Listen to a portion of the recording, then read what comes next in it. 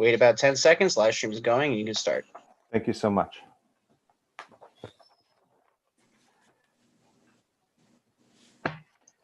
Welcome, everyone. Notice is hereby given that due to the novel coronavirus COVID-19 pandemic and recent executive orders issued by the governor, Town of Islip Zoning Board of Appeals hearing scheduled for Tuesday, December 1st, 2020 at 6 p.m. will be held electronically via Zoom webinar instead of an in-person public hearing will be streamed live over the internet. Dated 11/24/2020, John M. Lorenzo, Chairman.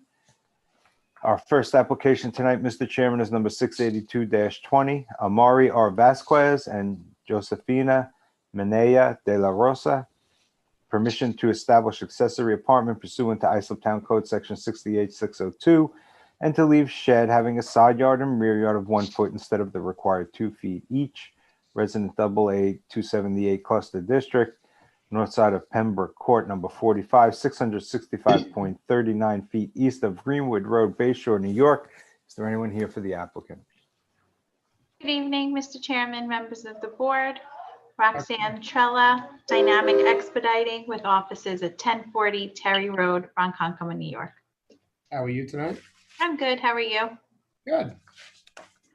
You're here seeking permission for establish an accessory apartment and leave a shed that seems de minimis with 1 foot instead of 2 foot on the rear and side. Yes. The accessory apartment, it appears the driveway has been denied. The driveway was denied because it was too small. So they're in the process of making it bigger, and then engineering will go back and re-inspect. Okay. All right. Owner occupied. I'm assuming everything's in order, Mary. I got the file here. I'm looking through. Yes. It's owner occupied, and the apartment 723 square feet. Great. Does anyone wish to be heard in this application? Does the board have any questions? Mr. Messina, I'll take a motion. Chairman, move to grant the application for a period of 3 years. Second. All in favor? Second. Aye. Aye. You have a good night. You too. Next application, number 683-20, Robert and Nicole Morrow. Permission to leave pool patio having a side yard of 5 feet instead of the required 6 feet. Residence AA District, west side of South Friedner Lane, number 64, 200 feet south of South Friedner Lane, Bohemia, New York. Is there anyone here for the applicant? Yes, we're here. Name and address, Can you hear please, for us? the record. Sorry. Nicole Morrow and Robert Morrow, 64 South Friedner Lane, Bohemia, New York, 11716. How are you tonight? Good, how are you? Good. You have a part of a pool patio that's having a little bit too close to the fence on that masonry curve right there, correct? Yeah, yep. We had no idea. It went off the fence, not the property line. That's what it appears from the survey. Say it again. They probably measured off the fence, not the property line. That's what it appears from the survey. Yeah, so that's what we're assuming. So what happened, we had the fence put up, the new white fence put up when the inspectors came, because we had like a chain link fence. That was too short, so we had a new white fence put up for the pool inspection. It's all good. Sorry. No problem. It's all good. Does anyone wish to be heard in this application? Does the board have any questions? Mr. Sullivan will take a motion. Mr. Chairman, I move to grant the application. Second. All in favor? Aye. Aye. Sorry about that. Aye. Have a good night, guys. Thank you. Next application, number 684-20, Vincent J. and Juana Comparetto. Permission to leave in-ground pool having a rear yard of 13.4 feet instead of the required 14 feet. Residence A District, south side of Magoon Road, number 22, 198 feet west of Davison Lane, West Islip, New York. Is there anyone here for the applicant? Yes, good evening, Mr. Messina, Mr. Chairman, members of the board, Steve Bertolino, 130 West Main Street, East Islip, New York. As you can see, we're asking for a relaxation about the size of a slice of pizza. This is a free-form pool. Setback is 14 feet in one corner, if you will, of the free-form pool. We're at 13.4, which means we're off by about 7 inches. That being said, I think it's a de minimis relaxation that we're asking for. I can't see how this would affect the nature and character of the community or any environmental impact or how any neighbor would be detrimentally affected more than the benefits would be to the applicant. Respectfully ask that you grant the application in all respects. All right, Mr. Bertolino, thank you. I believe I agree with you with the de minimis comment on the partial curve of the patio. Does anyone wish to be heard in this application? Does the board have any questions? Mr. Wex, I'll take a motion. Yes, I'll make a motion that we grant the application. Second. Thank you. See you a little bit later. All right. Aye. Next application number 685-20, Jose and Rosa C. Duran, permission to erect two-story addition, 11.4 feet by 15.9 feet, leaving a side yard of 11.5 feet instead of the required 14 feet. Residence B District, south side of Oscar Street, number 3, 151.1 feet east of Fifth Avenue, Bay Shore, New York. Is anyone here for the applicant? Yes, I'm here, Mr. Chairman, members of the board. Gennaro Cozzolino, 2125 Deer Park Avenue, Deer Park, New York, 11729. Here for Jose and Rosa Duran. We're proposing to build a two-story rear addition that requires a variance for a side yard. We're proposing 11.5 feet from permitted 14 feet, a difference of 2.5 feet. And the house holds 12 feet as it is according to the survey, correct, sir? The house holds 12 feet as it is. The house is slightly askew. That's Yep. why we're requesting 11.5. Great. Does anyone wish to be heard in this application? Does the board have any questions? Mr. Nicoli, I'll take a motion. I unexpectedly crashed. Mr. Messina, I'll take a motion. Motion to grant the application. All in favor? Second. All in Thank you favor? very much. Aye. Have a great night. Thank you. Good I night. think that any crash that has happened is expected. Next application number 686-20, Gregory and Tara Boyce. Permission to leave a shed having a side yard of 3.6 feet and a rear yard of 1.28 feet instead of the required 4 feet each. Residence AA, 278 Cluster District, east side of Julebet Drive, number 65, and 280 feet south of Ort Court, Sayville, New York. Is there anyone here for the applicant? He's here. Where did he go? Can you hear us, Mr. Boyce? Where did he go? Promoted him to panelist. Anybody? Let me. He's there. It's just See him there, no, he's muted. no video and audio turned off. Okay, let's see. Asked to start video.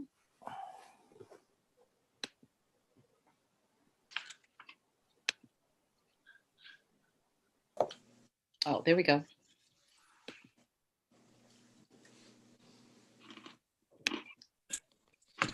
Hi, can you hear us? He's speaking. We can't hear you, Mr. Boyce. Is your microphone plugged in? Is your audio on your computer? He's got help. There you go. How are you? Good. Mr. Boyce, before you start, I just have to ask you, are you related to a lawyer named James Boyce? No, I'm not. Thank you. Name and address for the record, sir, if you don't mind. 65 Julebet Drive, Sayville, New York, 11782. Great. You're here seeking permission to leave a shed with a little bit too short of a side yard and a rear yard. That's correct. City's a lot, appears to be de minimis. Does anyone wish to be heard in this application?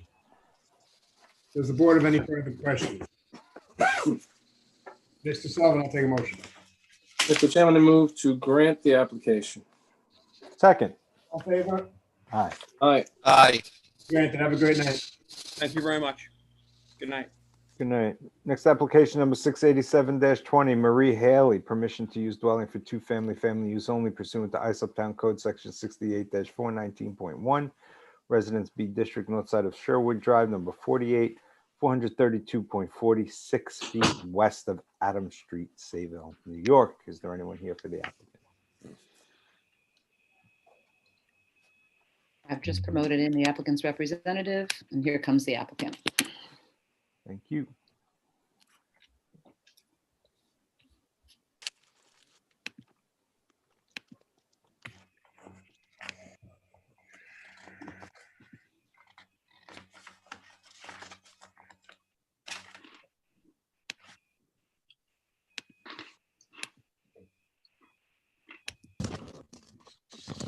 Can you hear me? Yes, Here. sir. Good evening. My name is James Bowler. I'm an architect. My address is 85 East Main Street in Bay Shore. How are you tonight, sir? Good evening. I'm doing fine, thank you. Basically, the client wants to erect a family use addition to the property for her son and his wife. And it is in accordance with the zoning regulations of 1/3 of the square footage allowed. The addition is 634 square feet, and the house is 1922 square feet, which is less than 33%. All right, and owner occupied and medical is the reason for the family use only? Yes. Great. All right. Does anyone wish to be heard in this application? Does the board have any questions? Mr. Wex, I'll take a motion. I'll make a motion that we grant the application for a period of 3 years. Second. All in favor? Aye. Aye. Application granted, sir. Have a great night. Thank you so much. You as well. Next application, number 688-20, David H. and Jean Felice Eilbert. Permission to leave pool patio having a side yard of 4 feet instead of the permitted 6 feet, and retaining wall 2 feet high having a side yard of 2 feet instead of the required 4 feet. Residence AAA District, north side of Atlantic Place, number 235, 300 feet west of Lincoln Boulevard, Hauppauge. Is there anyone here for the applicant? Yes, we have two applicants. Both applicants have zoomed in from different devices, I guess. Can either one of the applicants tell me how to correctly pronounce your last name so I don't botch it again? See him on mute.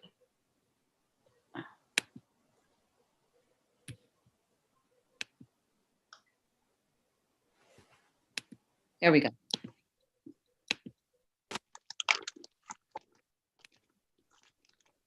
Okay, I'm sorry. It's Jean Eilbert, 235 Atlantic Place, Hauppauge, New York, 11788. How are you tonight? Great, how are you? Good. So you have. You hear me also? Sure can, sir. Good. Okay. So basically, we didn't realize the town requirements there. However, Can I just have your name and address for the record too, please? oh, sure. 235 Atlantic Place, Hauppauge, New York. My name is David Eilbert. How are you, sir? Okay, thanks. How are you? Good. Go ahead. Okay. So we in order to put in a fence there, there's a fairly significant slope. And so a retaining wall was put in at this one spot so that the fence could be able to be placed in.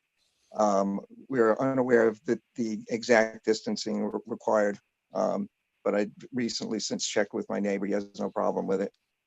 Okay. So the retaining wall is 2 feet high and has a side yard of 2 feet instead of required 4.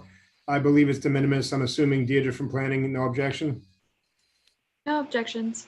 Pool patio is small side yard relaxation also. Does anyone wish to be heard in this application? Does the board have any questions? Mr. Messina, I'll take a motion. Chairman, I move that we grant the application. Second. All in favor? Aye. Aye. Aye. Thank you. Have a nice holiday. Thank you. Two. Next application is number 689-20, Robert C. and Suzanne Haas. Permission to leave pool patio having a side yard of 4 feet instead of the required 6 feet. Residence B District, west side of Rollstone Avenue, number 104, 229.84 feet south of Brook Street, West Sayville, New York. Is there anyone here for the applicant? Yeah, hello. Hello, name and address for the record, please. Robert C. Haas, 104 Rollstone Avenue, West Sayville, New York, 11796. How are you tonight, sir? Good? Good, thank you very much. How are you? Good. Just you're part of your pool patio a little bit too close? Yeah, we had a chain link fence, and then after we had the patio put in, we put in a white vinyl PVC fence, and obviously it got too close. You know, I don't know if the fence was different from the one that was up. As far as that, we had a fence company do it, and I guess we're too close. Gotcha. We see these a lot. Does anyone wish to be heard in this application? Does the board have any questions? Mr. Sullivan, I'll take a motion.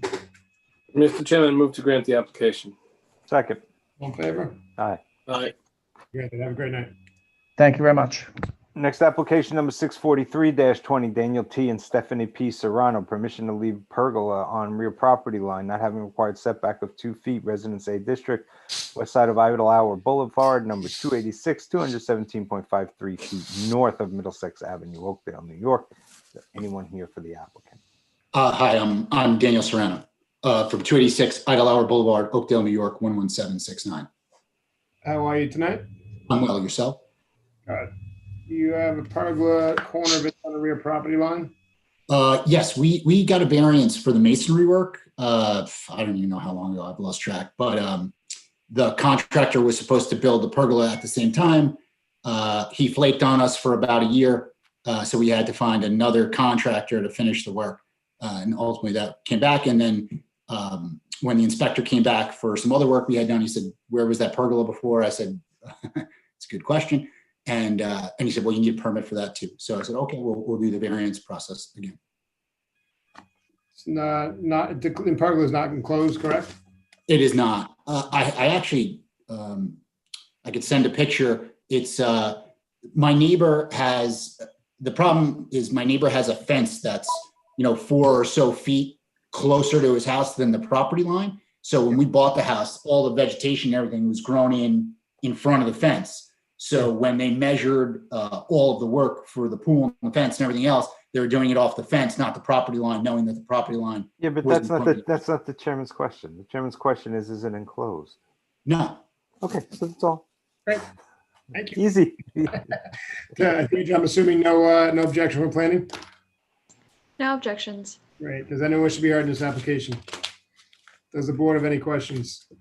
Mr. Sullivan, I'll take a motion. Mr. Chairman, I move to grant the application. Second. All in favor? Aye. Application granted, so have a great night. Thank you. You as well.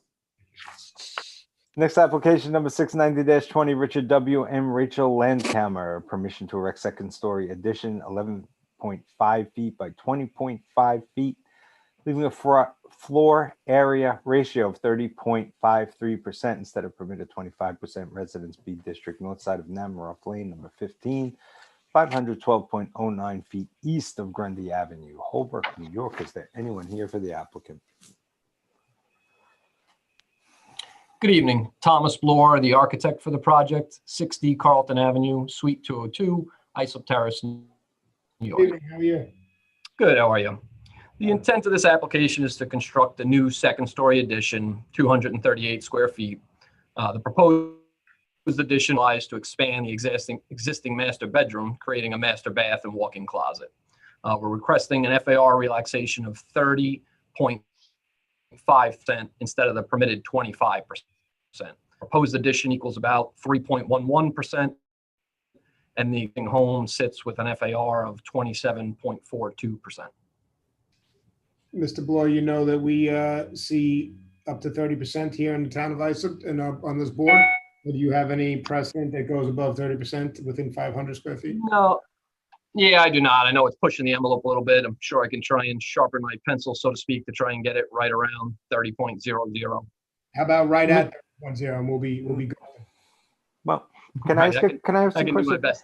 How many square feet is 0.53% of FAR? I'll let you know real Do quick. you know?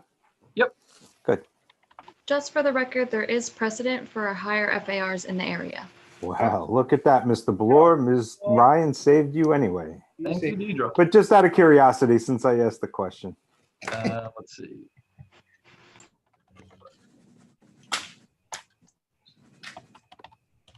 It's about 41 square feet. Okay, thank you.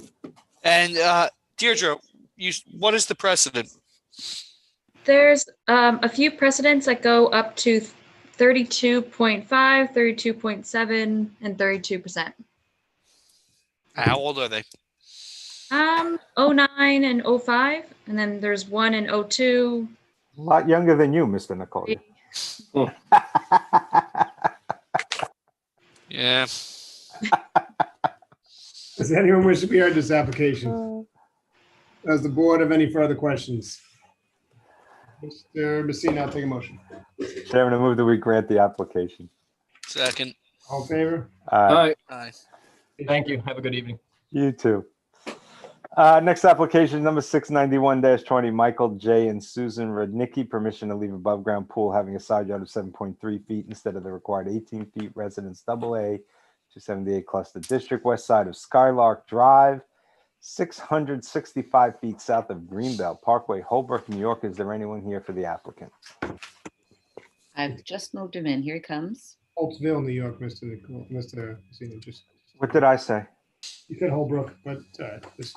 You know, they're adjoining hamlets, Mr. That Chairman. is a clean backyard, man. That thing is tight. See that? I can't. Put it up to the camera more. Oh, see? Oh, nice. Tight backyard. Oh, yeah. How do you like it? I appreciate a clean backyard. As long as you don't have to clean it, Mr. That's it. I have two boys that I've trained well. That's perfect. I like it. Hey, name and address for the record, sir. Michael and Susan Rudnicki, 44 Skylark Drive, Holtzville, New York, 11742. How are you tonight? We're good, thank you. How are you? Good. So you have a pool above ground that is pretty, it's more than 50% relaxation from the side yard. Yes. When did you put the pool? I'm sorry? When is the pool installed? 6 years ago, I think it was. Around 6 years. Brothers 3 came in, and I when they come in, I say, oh, do we need anything? Should we do anything? No, it's basically, where do you want to put it? And they come in and they kind of just put it in, and I guess the onus was on me at the time, and that's where it kind of landed with our propane tank. It seemed like the best place for it to go. Gotcha. Deirdre, any precedent in the area? The only precedent I was able to find was a side yard of 9 feet instead of 14. There is one where it's a side yard of 7.1, but there wasn't a scan to that application, so I wasn't too sure if anything else kind of happened. And that was within 500 feet? Yes. Okay, so could you show us the aerial on this, please? So there are a bunch of pools in the area. I was going to say, my recollection, I had spent a little time there when I was a teenager, was that they were, this is a cluster subdivision and a lot of people put in pools. So they were all very tight like that, Mr. Chairman, like you noted. I'm okay with life of the pool if everyone else is okay. I'm fine with it. Life of the pool. Yep. Fine. Right, so you Mr. understand, Nikki, if the pool should have to come down or be repaired for any reason, you're going to have to move it to a complying location. Yes, All right. absolutely.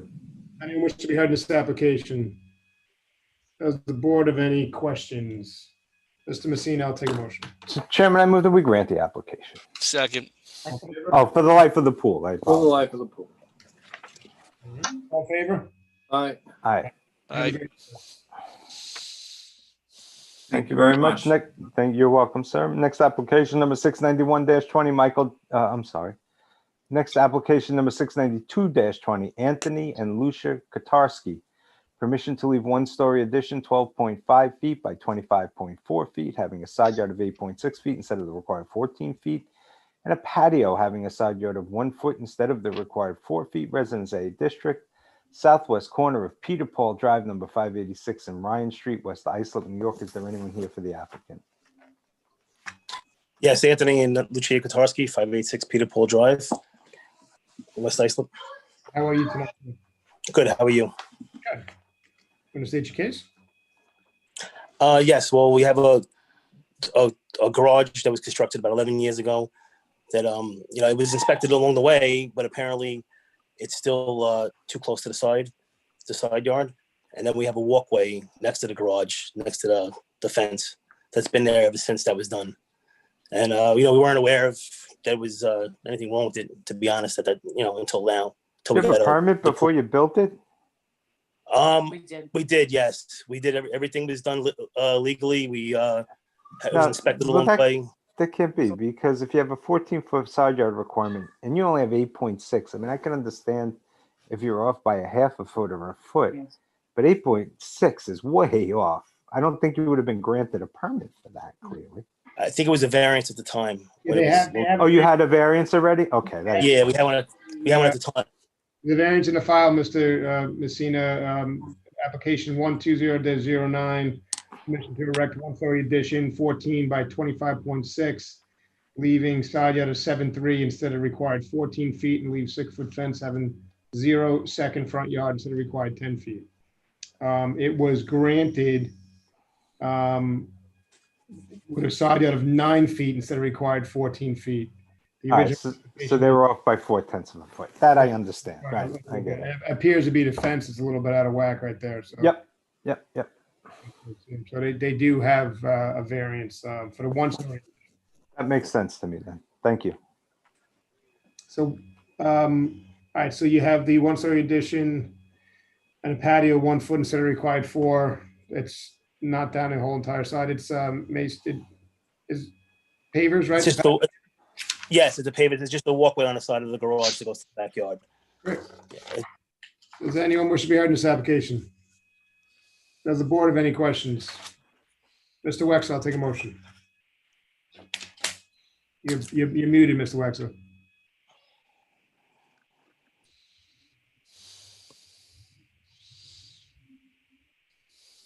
I'll make a motion that we grant the Sorry application. about that. I'll make a motion that we grant the application. Second. All in favor? All right. Aye. Application granted. Have a great night, guys. Thank you. Who muted my laptop? Wasn't us. Not gonna shut me up. That's no way to do it. Those Next, cats. there you go. Next application number 693-20, File Business Center Associates LLC, file 3500 Sunrise Associates LLC, Town of Islip IDA, permission to install facial sign having a sign area of 62.66 feet instead of permitted 32 square feet, and a height of 23.66 feet instead of permitted 18 feet, PDDGROI District, south side of Sunrise Highway, number 3500, 179 feet east of Connecticut Avenue, East Islip, New York. Is there anyone here for the applicant? Yes, Dennis Flynn, Rosenbaum Design Group, 2001 Marcus Avenue, Lake Success, New York. Representing the owner of the File Business Center Associates. We're seeking an approval for a single illuminated facial sign. It's going to be for a new Northwell office that's being constructed in the building. And in the rendering, you see a canopy over the entry to that space. That's also being constructed under a separate application. So we're seeking the variance for just the signage. It is an illuminated sign. The maximum permitted is 32 square feet. We're proposing 62.66 square feet. And the height above the ground is permitted at 18 feet. We're proposing 23 foot 8 inches. Why do you need a sign that big and that high? The center is very large and expansive, and the space, it's going to be the only entry to this particular tenant space. It's going to be an exterior entry for a medical office. And the center is very large and expansive. The large parking lot in front of this area. We want to make sure it's visible, that people go to the right area. We want to make sure it's visible from the road, which is, it's probably about a 400, almost 500 foot setback from Sunrise Highway. And we're just slightly above the parapet of the existing building now. There is a 2-story portion of the building adjacent to this, which is much higher. So this sits much lower than that. And it appears we're close to 600 feet from Sunrise Highway. So it's really for visibility and assuring that tenants will go to the right location, because there's no other public access into that space from in the building. Deidre from planning, any objection for the sign? No objections. I know, Mr. Chairman, you know me with big, high signs. I just. I think in this Mr. particular Wexler instance, will it's- remember as well, as will Mr. Sullivan. Yes. So you're not going to get opposition from me on this. All right, does anyone wish to be heard in this application? Does the board have any further questions or comments? No? Mr. Wexler, I'll take a motion. I'll make a motion that we grant the application. Second. All in favor? Aye. Aye. Thank you. Thank you, everyone. Next application number 694-20. Renee and Marisol Rivera. Permission to establish accessory apartment pursuant to isotown code section 68-602, Residence B District, north side of Perry Street, number 53, 300 feet east of Jefferson Avenue, Brentwood, New York. Is there anyone here for the applicant? Yes, I'm here. My name is Rene Rivera, and next to me I have my wife Marisol Rivera. We reside at 53 Perry Street, Brentwood, New York, 11717. How are you tonight, sir? Good night. How you doing? Your camera's not on, if that matters. Oh, to I'm you. sorry. Oh. No, it's okay. You don't technically have to have it on. I just Okay. wanted to let you know, just in case. Yes, The apartment's 308 square feet, correct? that's correct. It's going to be owner occupied? You going to live there, owner occupied? Yeah. Yes. You have to live there, you know that, correct? Yes, occupied. Yes, I live there. Okay, and the driveway complies according to engineering? That's correct. Everything else seems to be in order. Yes. Does anyone wish to be heard in this application? Does the board have any questions? Mr. Nicole, I'll take a motion. Motion to grant the application for a period of 3 years. Second. Second. Aye, Aye. Aye. Aye. in 3 years. Okay, thank you very much. Have a good night. Next application number 695-20, Christopher R. and Michelle S. Williams, permission to install a 6-foot fence on the front property line, not having a required setback of 10 feet with a portion located in the driveway site triangle where a maximum height of 3 feet is permitted. Residence B District, northwest quarter of Macon Avenue, number 134, and Bonnie K. Court, Sayville, New York. Is there anyone here for the applicant? Yes, Chris Williams is here, 134 Macon Avenue in Sayville, 11782. Welcome, sir. How you doing? Yeah, so I had my pool installed. The fence was there from the previous owners, so before I put a new fence in, I just be sure I had all the right variances. I would like to have a full 6-foot fence where it's showing now. So the next step is applying for the variance. So you have, the code in the town of Islip states if you have 11,250 square feet or less, you can have a 6-foot fence on a side property line. If not, you have to either be back in 10 feet, or you can keep it on a property line at 4 feet, and you can put as high of arborvitae's, as I say, behind it as you want. We don't make the code, we just have to abide by it. It appears that your property is much larger than 11,250 square feet. If I can throw a quick calculation on it, which I think I'm right. At 20,000, right? It's 200 by 100? It's 75 by 155. Am I looking at the wrong survey? Yes, I am. I apologize. And I have 11,662. 6250. Hey, look at this, it's your lucky day. I'm bad at math. See that? I'm even worse. I'm not even looking at the right document. Calculator on my desk. So it's a long day. So the code was changed, 11,250. We see up to 12,000. I think you'd be all right. The only issue that I think you're facing is this area of fencing in site triangle. Deirdre or Mary, can you enlighten us on this site triangle situation? So you can't have any fencing in the site triangle. It's a hazard to anyone that's pulling out of the driveway and anyone that's coming down the court or vice versa, either way. It just creates a visual block, and that can cause a lot of legal problems and just is dangerous in general. Even if someone's just walking. My recollection too, Mr. Chairman, is that we have never granted anything in the site distance. No, not at all. So what I'm saying, Mr. Williams, is that see the side triangle that's cut out over there? I understand the liability the town is facing. God forbid there's an accident, you guys would be held responsible because of. No, you would, but we would have it morally on our heads. Yeah. And would I be able to put a 4-foot fence in the side triangle? Can't put anything in the side triangle. 3 foot. Oh, 3 foot. I apologize. You could put a 3-foot fence in the side triangle, or you can cut it back right there. That's the only, you know. You're better off staying away from that, but it's your choice.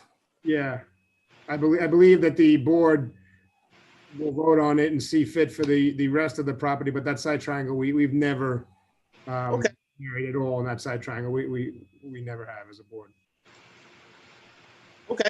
Yeah, that's that's fine. So Deirdre, you said that they can put a 3-foot fence in the side triangle? Yep, it can only go up to 3 feet. In the side triangle, right there. So, or you can cut it back and make it see fit to add a side triangle right there. Okay. All right. Does anyone wish to be heard in this application? Does the board have any questions? Mr. Sullivan, I'll take a motion. Mr. Chairman, I move to deny the application. Are we denying? Well, we're denying so much as the fence in the side triangle and granting. We're denying the fence in the side triangle and granting the balance of the application. Second. In favor? Aye.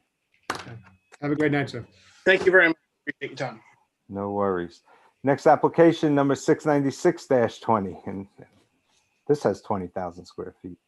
Evan S. and Kathleen Dosher, permission to leave cellar entrance having a side yard of 6 feet instead of permitted encroachment setback of 12 feet, Residence AA District, north side of Blair Street, number 825, 390.28 feet west of Locust Avenue, Bohemia, New York. Is there anyone here for the applicant?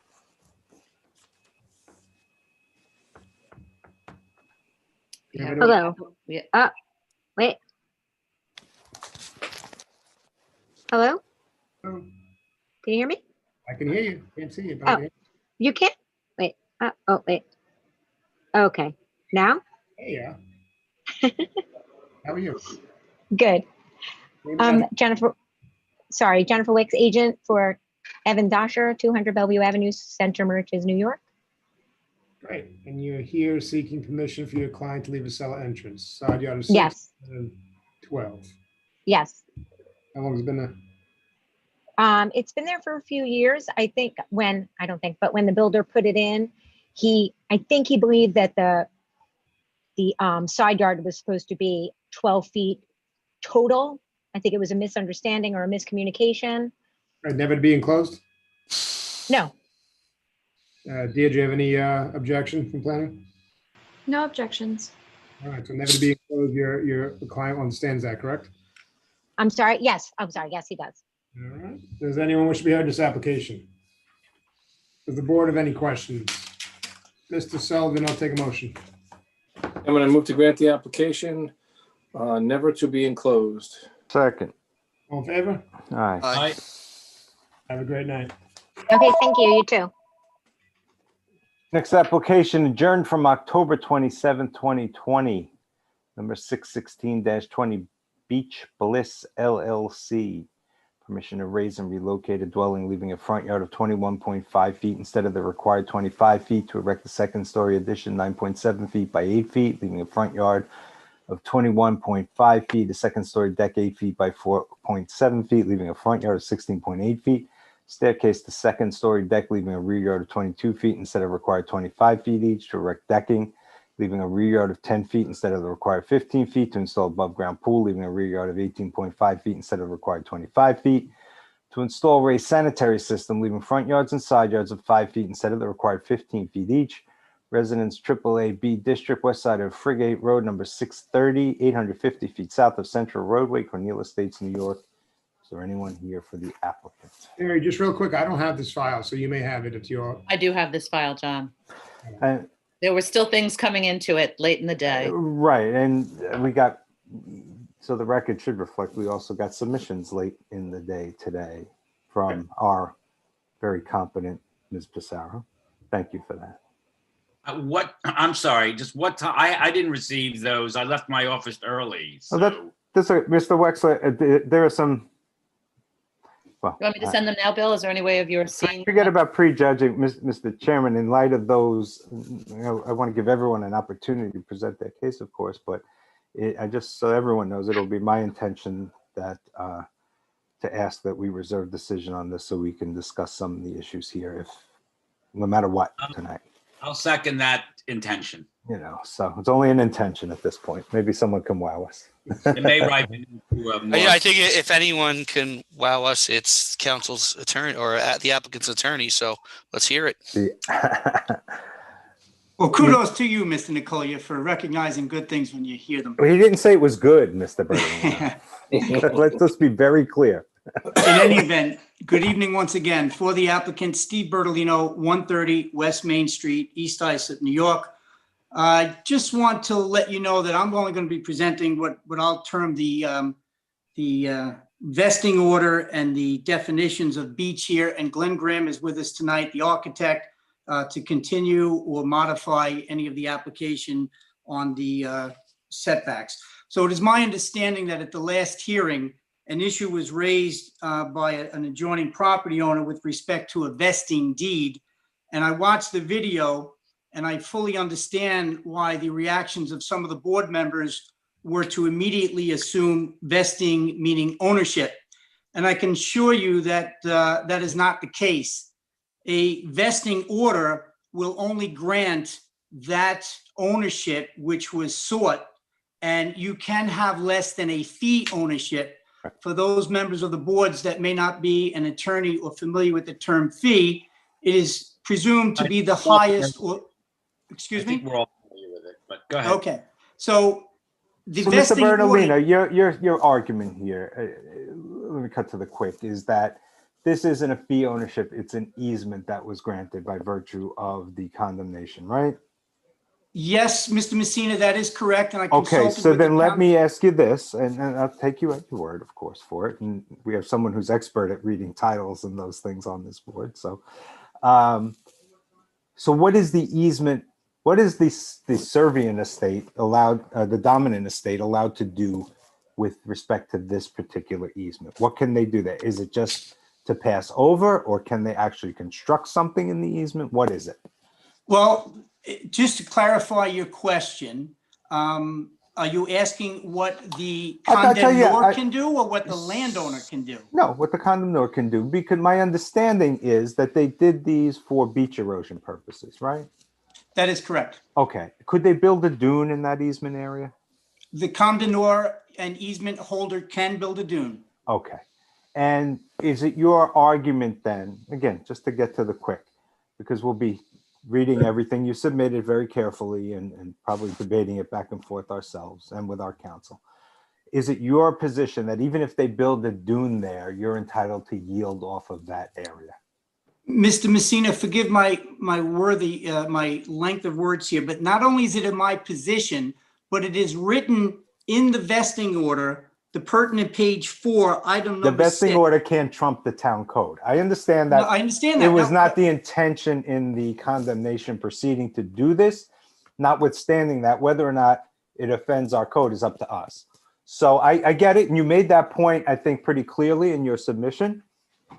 My Mr. question, Messina, though, if is I this, may, for the that whether or not you can get yield off of a portion of your property, which is alienated from you by a dune, which you can't build on, or in essence, Yeah, but Mr. Messina, would they be able? penalizes.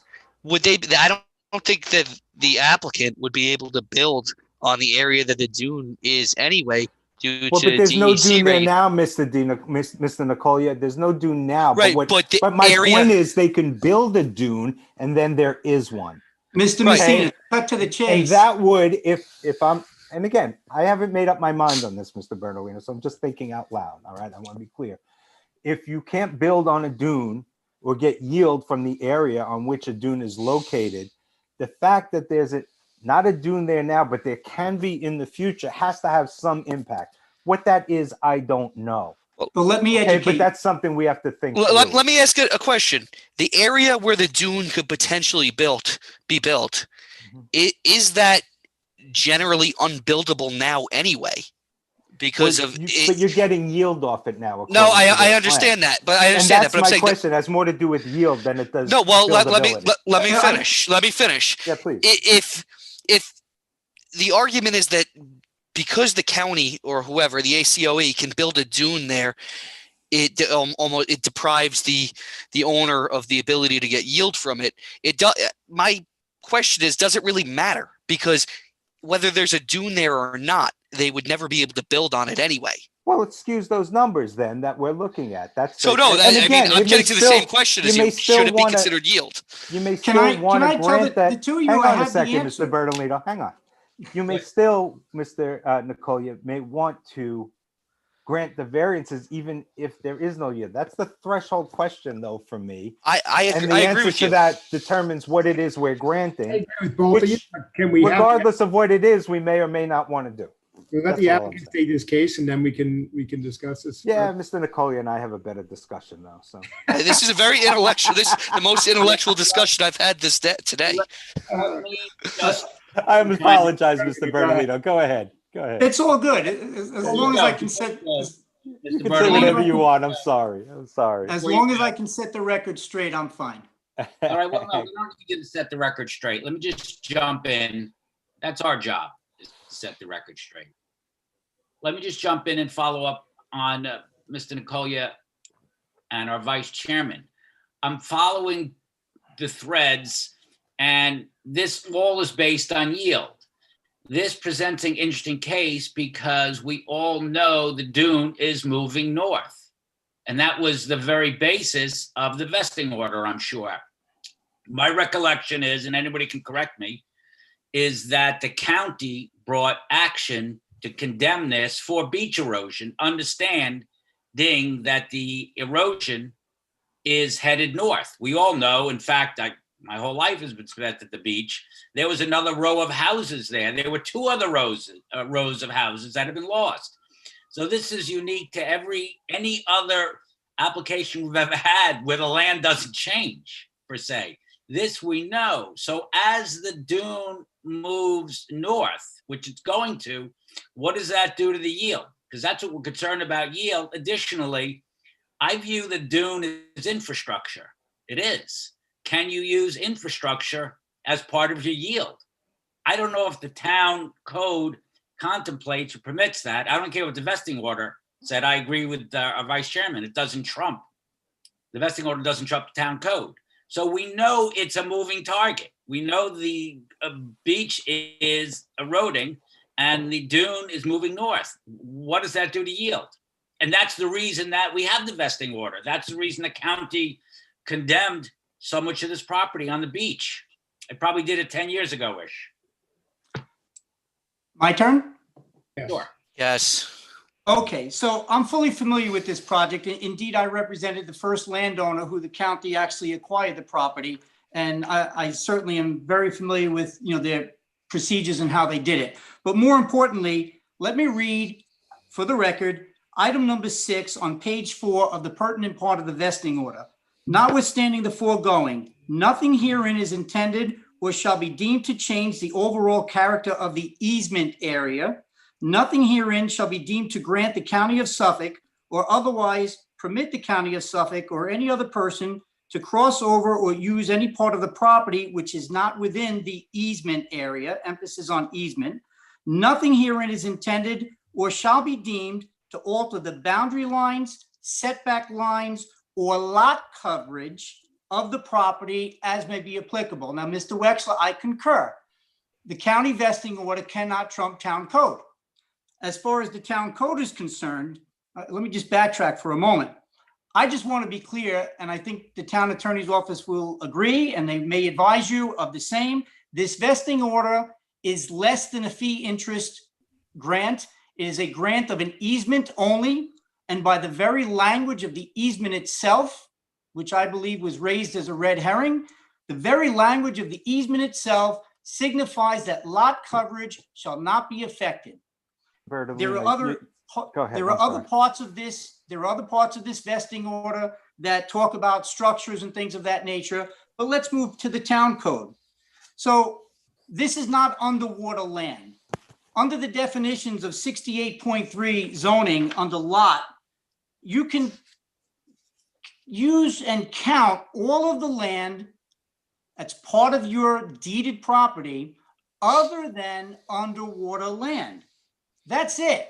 If you look under the BAA zone, which is what this is, and the overlay district, which is the AAA-B dune district, neither one of those zoning codes in any section prohibits utilizing the area in either the dune district or in the land other than underwater as part of your FAR. Indeed, it specifically says under 68-142 that the FAR is 0.3, 30%, as it is elsewhere. So the town code not only anticipates that a property owner will be utilizing land that may be within the dune district as part of their FAR, they're setting forth what the requirement would be, which is again 0.30. Now, under the definition of lot, it says neither land underwater, shore, strand, nor beach shall be deemed land for the purposes of this ordinance. So the town code does not define what a dune is. The town code does not define what a beach is. Fortunately, Merriam-Webster, Merriam-Webster has done it for us. Well, but Mr. Bertolino, two things. Number one, the issue is not a red herring, and I think that's really disingenuous. I was town attorney for 13 years. I was in that office for 15 years. I've been on this board for several. This issue has never arisen, so it's not a red herring. It's a very interesting legal issue. It also points perhaps to some inconsistencies in the code. And by the way, we get the ability, we're the only body that has the ability to actually offer an interpretation of the code. And whether or not an easement renders you or deprives you from using that portion, the easement portion of your property for yield or for other purposes. I don't think that's been presented to this board before. So in that respect, it's first impression. I'm not saying it does. I'm not saying it doesn't. What I'm saying is it's something, at least that I'm going to be looking at carefully. I'm sure my colleagues will as well. But I think it's kind of disingenuous to call that a red herring. I think that the implications of this are are very significant. I mean, think about, as John Lorenzo Mr. Chairman can inform us how many fence line easements he deals with on a daily basis or as part of closings. Are they going to all of a sudden, if you take this down the pipe, are they going to deprive of yield?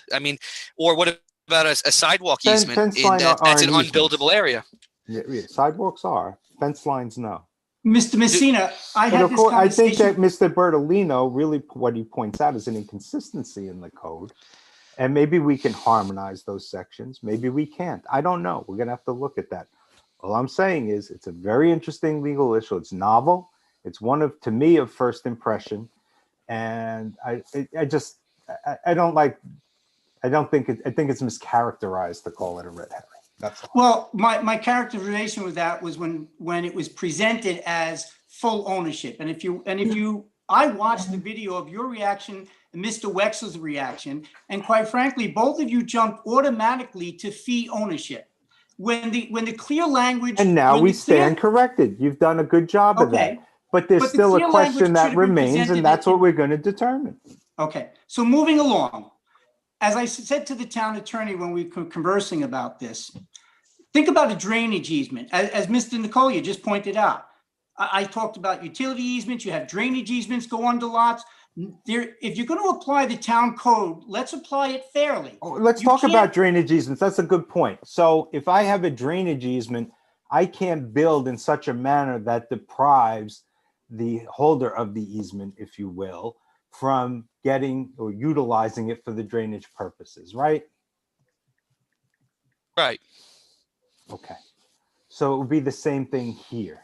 But does that deprive you of yield? Well, we're going to figure that out, I hope. I really look forward to our executive session on this one. I look forward to a lot of things. I'm actually going to fire up Westlaw. There's Oh my also goodness. another issue that That's I brought up groveling. earlier. All these easement issues and all these comparisons may work. But this is a moving dune. We know it is. That's another And do we thing too. right? ignore that? It's not a drainage easement. It's not an easement for utility. We can compare it to 18 different easements, but they don't move. I've never heard of accretion or erosion away from the beach. So I think I don't know what the law is. I don't know. Are we supposed to blind ourselves to that? I'm sorry, but Mr. Bertolino is no longer with us. We scared him He gave away. up. But yeah, it's an interesting issue. It's a moving easement. Let's give him a second to log back in. Actually, if you want, Mr. Chairman, we can go to Mr. Graham for his portion, and Mr. Bertolino can jump back in. It's up to the chairman. That would be fine. Once Mr. Bertolino gets back in, he can. We'll keep things moving anyway. Good evening, everybody. Glenn Graham with Graham Associates, 1981 Union Boulevard, Bayshore, New York. I don't believe you want me to represent what's already been presented. We did have numerous case precedent for the variances sought. However, since the hearing, the last hearing, one of the neighbors to the northeast was concerned about the number of variances. We reached out to them and we've decided to withdraw the variance requesting a front yard of the home at 21.5 feet instead of 25. Part of this project is to lift this house. During that, we were going to move it slightly to the east to open up the view for the neighbor that has raised all these questions. In doing so, the other neighbor to the east, northeast, didn't want that to happen and block their view. So we're going to withdraw that portion of the application. We'd like to lift the house in place. Okay, specifically, Mr. Graham, I think I might have lost you. What portion or portions are you withdrawing?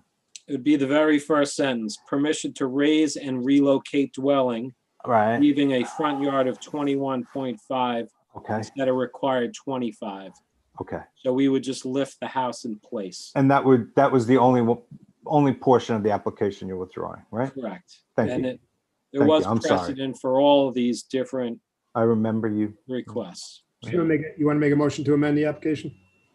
I'll make a motion to amend the application, Mr. Chairman, to eliminate the application, that portion to permission to raise and relocate dwelling, leaving a front yard of 21.5 feet instead of the required 25 feet at the applicant's request. I believe the O'Learys may speak tonight in favor of the application, along with, we have basically support from 4 of the 5 neighbors. Welcome back, Mr. Bertolino. Mr. Graham held down the fort for you in your absence. It's all approved, Steve. That's the board. You approved? Good. I'm done. Thank you. I apologize. I literally had a power surge and lost internet just as Mr. Messina was speaking. It must be an omen. So you started to say, speaking of easements. That's okay. There's nothing that required a response. Nothing that required a response.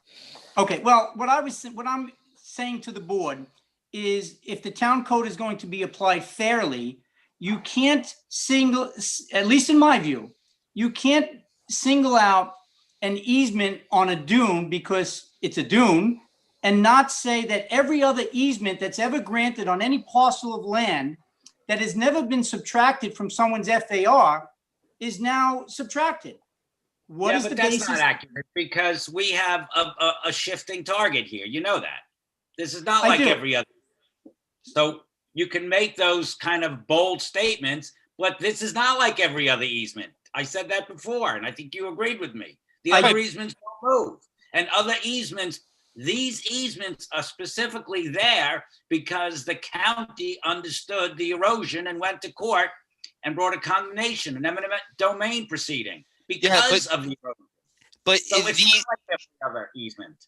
But this easement and the dune isn't depriving building area.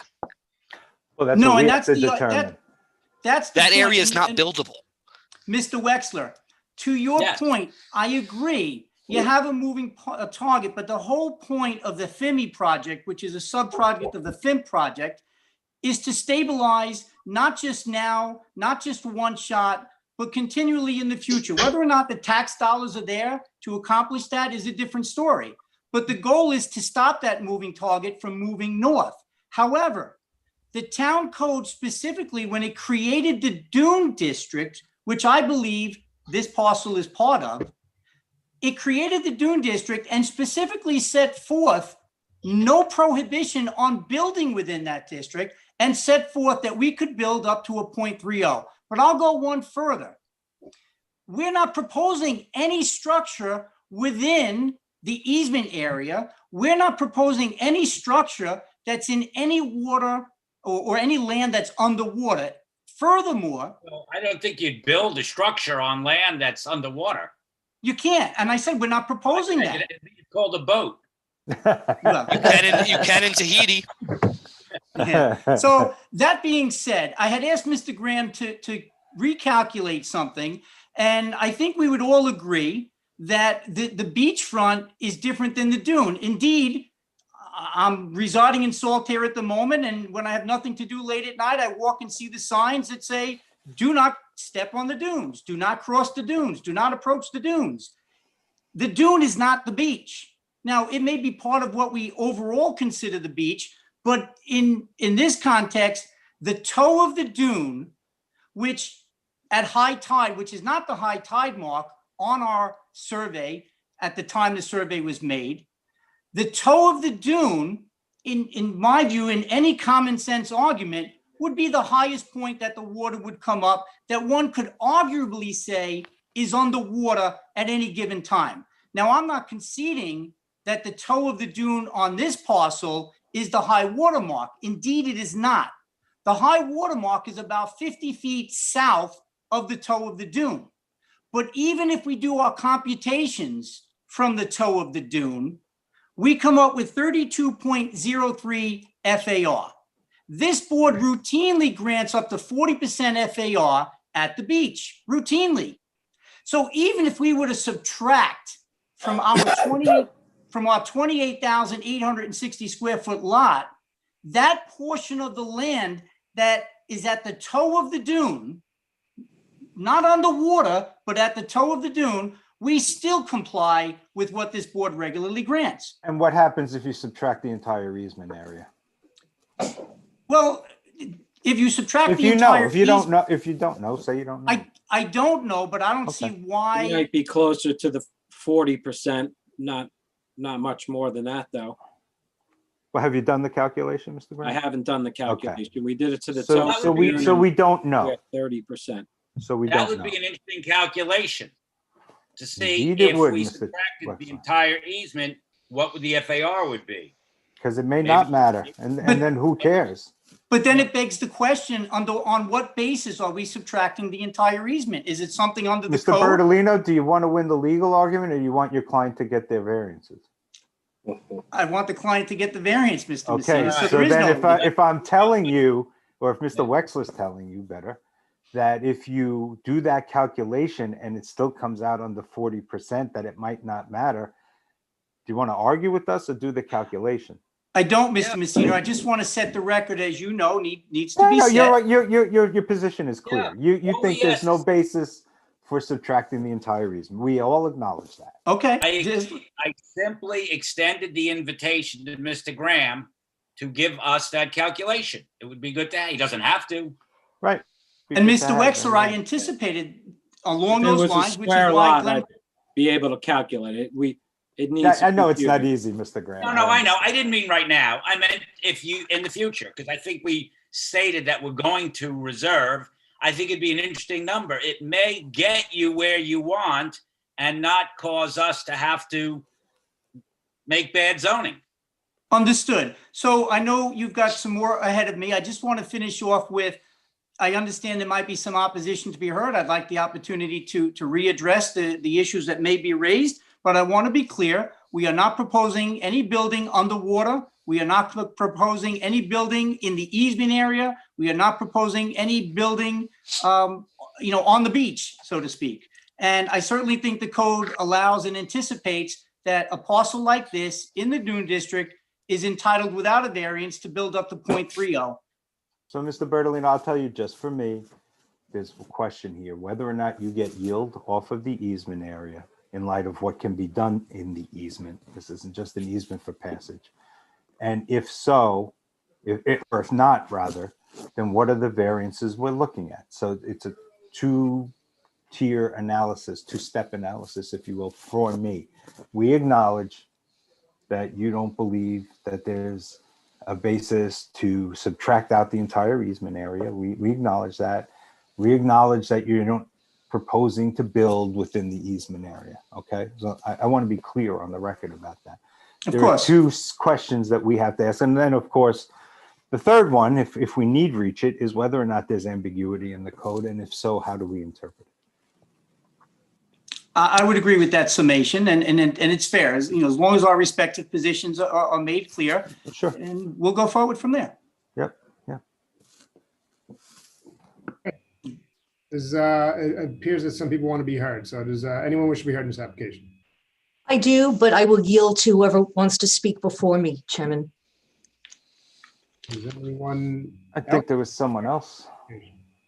I think the O'Learys are on the application. Yeah, it's the O'Learys. We just wanted to support the application based on the changes that Glenn already outlined and the homeowners made to. Thank you. Thank you so much. Yes. And I do have a quick question. Just name and address for the record, please. I'm sorry. So I know you guys were on last time too, but. For the record, say your name. Oh, sorry about that. Yeah, Timothy O'Leary, 35 Surf Road, 20 Estates. Great. A question. So, Can we get Mrs. O'Leary's name as well, please? Oh, Maria O'Leary. Thank you. so it was my understanding that the board normally allows 30%. But I thought I just heard that the attorneys say that at the beach, you guys normally allow up to 40% FAR. Is that? Well, there are other precedents in the area. I'm assuming, I know that for a fact right here, but that we have heard FARs upward of 40% at the beach. And just, I know this is not the venue for this perhaps, but just, is there a quick reasoning to why it's more? Because that sounds great for me if I wanted to add more house space or whatever that you guys grant that at this, It all depends on the application and what's being built in the area and what has been built in the past. It's Smaller lots and the general character and nature of Fire Island lend to that. Lend to it. Okay, fair enough. Thank you so much, and thank you again. There's a Mr. Zahler who doesn't have his microphone on. That is my client, Mr. Messina. He's joining and might speak after I do. Sorry about that. No problem. Would you like to speak? Thank you very much. My name is Janice Whalen. My address is 23 Green Street, Suite 302, Huntington, New York. I appreciate the opportunity to be reheard. I represent the Zahler family. They're full-time Fire Island residents immediately to the north of the subject premises. Yesterday, I submitted a letter to the board with 9 exhibits.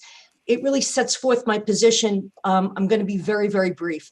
I do concede that at the time that I initially appeared before the board, I only had portions of the vesting order. Since then, I've obtained the entire vesting order. I've spoken to Jacqueline Caputi and Robert Braun at the county attorney's office, and I know that certain properties within the Dune District were acquired. This property was not.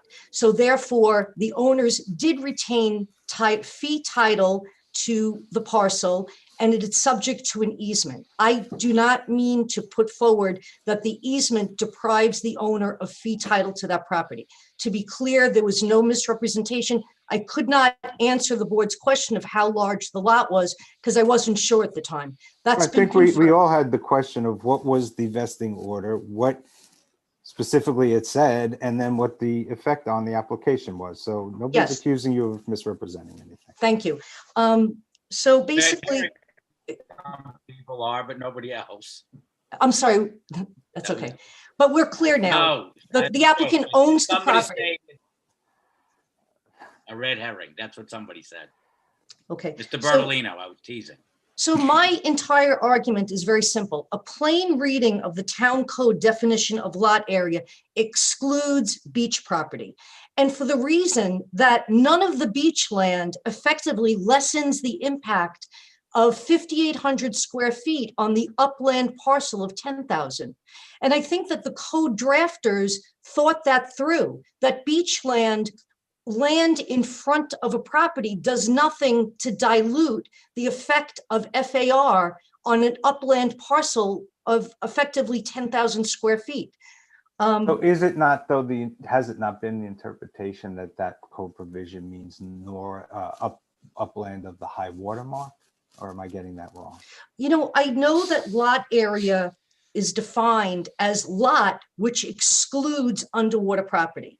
However, you don't get to the definition of lot area until you're a lot. And the definition of lot specifically excludes neither land underwater, shore, strand, nor beach. I don't see a single case in all of the cases I've looked at where lot area was artificially inflated to include that which is excluded by the code. And if the drafters thought that that was a mistake, why has it not been changed? But the code has stayed the same, that lot area excludes beach property. Now, when we look at the Dana Wallace subdivision map, and I included this as an exhibit 3, it defines beach area as lots 37, 38, 39, 114, and 115. I don't know if you could see this here, but the Dana Wallace subdivision map defines the entire easement area as beach area. Now, when the meets and bounds description was created in the vesting order, it directly corresponds to the area that was defined as beach, excluded from the code in the Dana Wallace subdivision map. So the definition of lot and FAR restrictions are zoning mechanisms that guard against massive structures. When the code was enacted, the drafters recognized that beachland is effectively non-productive for purposes of defining lot and calculating FAR. Taking that control away and ignoring the plain code language leaves the neighbors in the same position when the Beach Bliss lot was 10,000 square feet. While I agree that a true lot measuring 28,000 square feet could support a 5,800 square foot house, a lot with 18,000 square feet of beach lot doesn't support it. It's not productive. It's the same, it's doubling the size of the house for the northerly and easterly neighbors. There's not a single case that's been cited in support of the applicant's position where this board has used beach area to support an increased lot size. The case that's been cited in Kismet, I think it was Fire Island Terminals.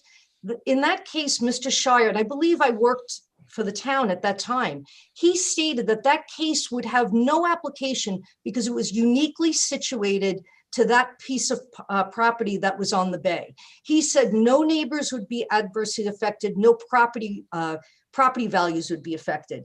That can't be said in the instant case.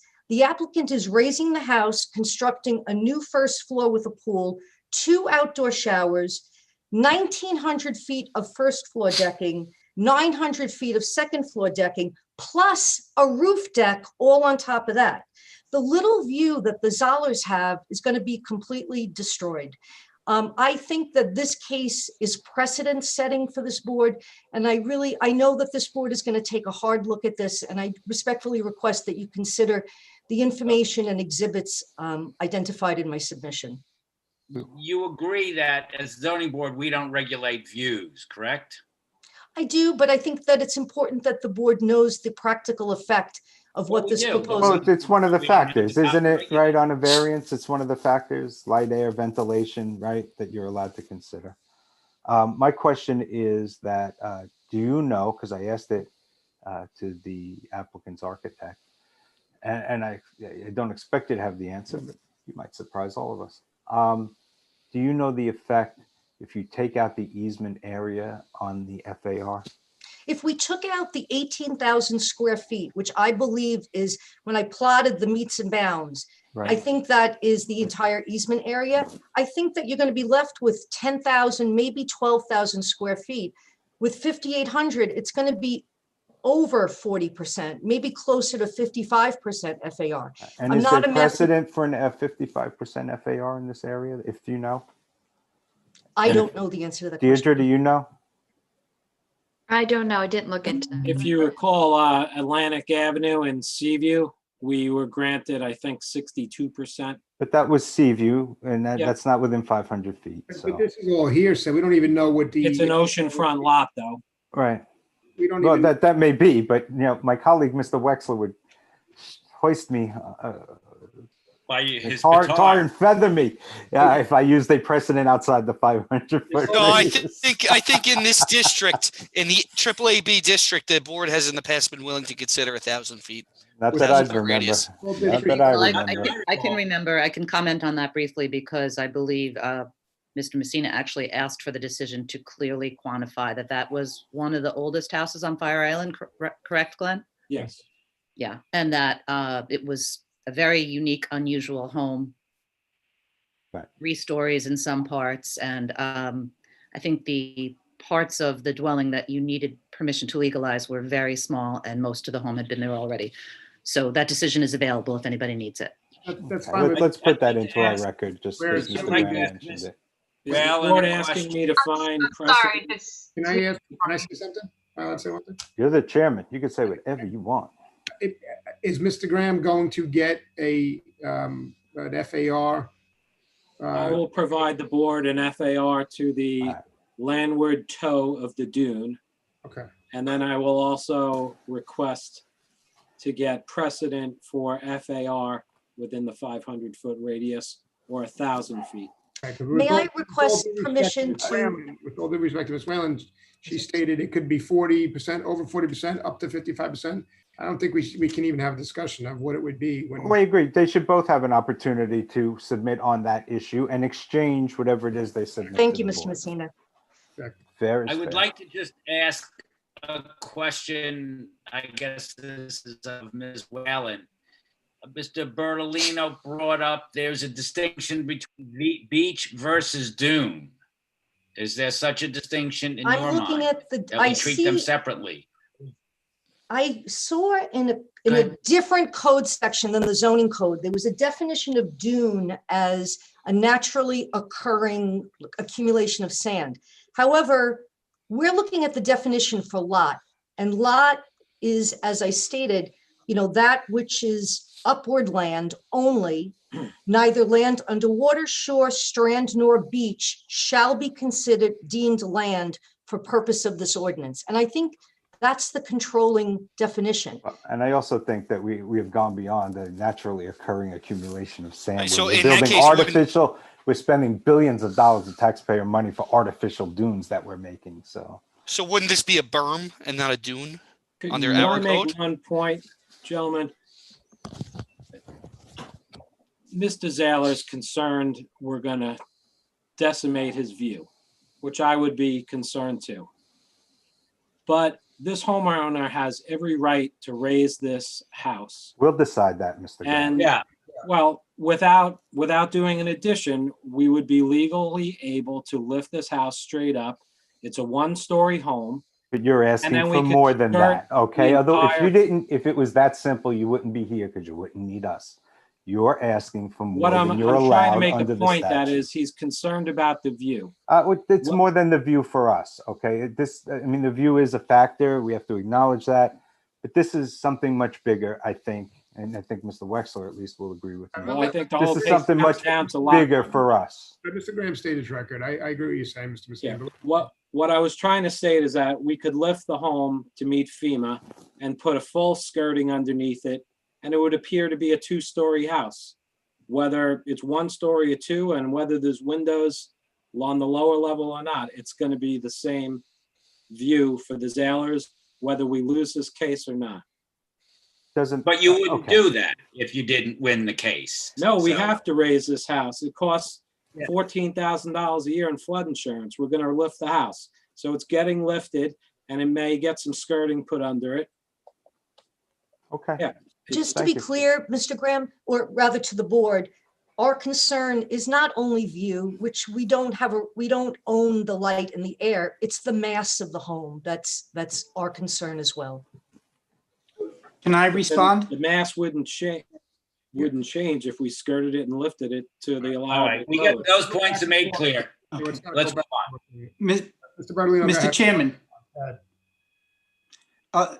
if there's, I wonder if you can ask if there are any other speakers before I respond to Ms. Whalen's comments. Is there any further people who'd like to be heard in this application? Yes, I would. Name and address for the record, please. Rizala, 32 Frigate Roadway, Cornell Estates, New York. I'm the neighbor to behind. You're Ms. Whalen's client. Yes, yes. Okay. How are you, sir? This is my wife, Carol. Hi. How are you? Good. We've owned the house for about 10 years, a little over 10 years now, and we're presently living there full time. We haven't lived there full time, until the last year, due to, issues surrounding COVID and my loss of my business. If this application is approved, I will go from having a house with an ocean view to being blocked, and it'll pretty much destroy my property value. And at the previous hearing, the neighbors were concerned about their view to the east and how that, that if the house was moved slightly to the east, it would affect their property value. And of course, they, the applicant said, we're not going to move it. We're just going to do everything without moving it to the east, without moving the house. So they're on board with that. So I would take all the, pretty much what like Ms. Whalen says, is that the house it's not just my view. It's building a house that's pretty much double, if not more, of the size of the house that's there. And all the negative effects of this will be on me alone. I mean, this house means everything to me and my family. I've lost my business, as I said before, due to COVID, and this house is my only nest egg financially. So I'm here, for honestly to sustain my interests in the house, because I just can't afford to lose that value, to be honest with you.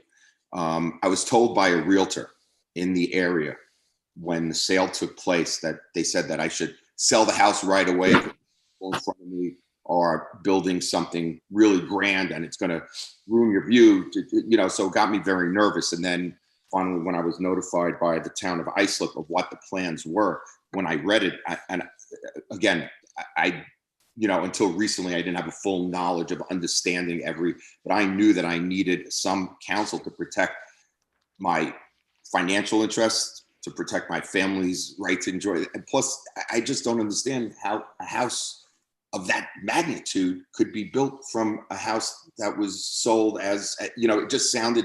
Mr. Zala, can I ask you a question very, very quickly? Theoretically, they wouldn't need our approval to lift the house straight up. Mm-hmm. Or would they need it? If they lifted the existing house straight up, would it block your view? If they lifted it straight up, yes, it would block my view. Okay, so just so you know, I understand your concern, and I get it. I grew up at the beach. We can't prevent them. Let's say Mr. Graham said, okay, the heck with it. I don't need the zoning board. He has the right to lift the house straight up. We can't stop that. I understand that, but would they be able to build another story?